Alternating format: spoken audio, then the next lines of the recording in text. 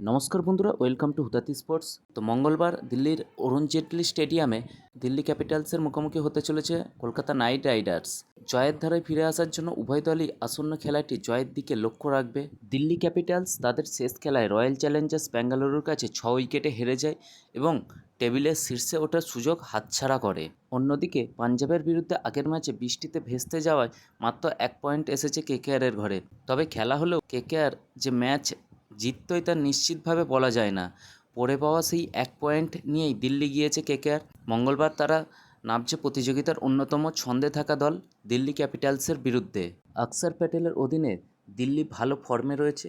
মহানিলামে নিখুঁত ক্রিকেটার কেনার সুফল পাচ্ছে তারা। প্রায় সব জায়গাতে ভালো মানের একাধিক ক্রিকেটার রয়েছে দিল্লির, তারা ফর্মেও রয়েছেন।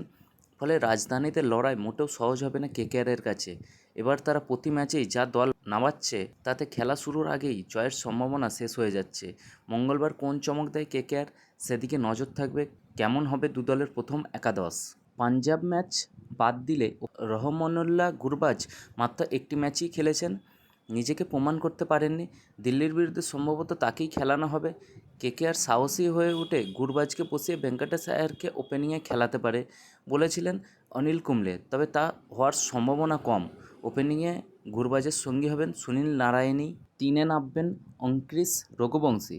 তার ব্যাটিং অর্ডার অবশ্য কবে বদলে যাবে তা কেউ জানেন না। 4-এ অজিঙ্ক্য রাহানে নামবেন।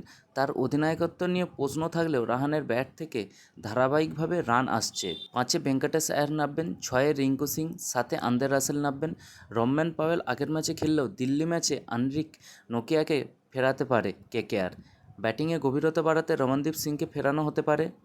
পেস বিভাগে নোকিয়ার সঙ্গে থাকবেন হর্ষিত রানা এবং বৈভব আরোরা। স্পিনার হিসেবে বরুণ চক্রবর্তী থাকবেন। দিল্লি দলে এমন 2 ক্রিকেটার রয়েছেন যারা ঘরোয়া ক্রিকেটে বাংলার হয়ে খেলতেন। তাদের একজন বাঙালি অভিষেক পোরেল, ওপেন করবেন ফাফ ডু প্লেসিসের সঙ্গে। জেক ফ্রেজার ম্যাকগ্রাথকে সরিয়ে অভিষেক পোরেল এখন ওপেনারের জায়গা পাকা করে নিয়েছেন। দিল্লির হয়ে 3-এ নামবেন করুণ নায়ার, 4-এ কেএল রাহুল, 5-এ অক্ষর প্যাটেল। এরপরে টিস্টান স্টাফস, বিপ্রাজ নিগম, মিচেল স্টার্ক, দুষ্মন্ত চামিরা, কুলদীপ যাদব এবং মুকেশ কুমার রয়েছেন।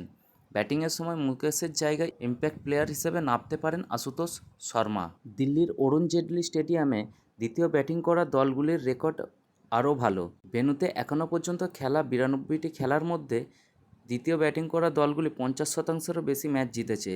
ছোট বাউন্ডারি এবং সমতল পিচ ব্যাটসম্যানদের জন্য বড় স্কোর করা সহজ করে তোলে, তাই উভয় দলেই অরুণ জেটলি স্টেডিয়ামে রান তাড়া করার চেষ্টা করবে।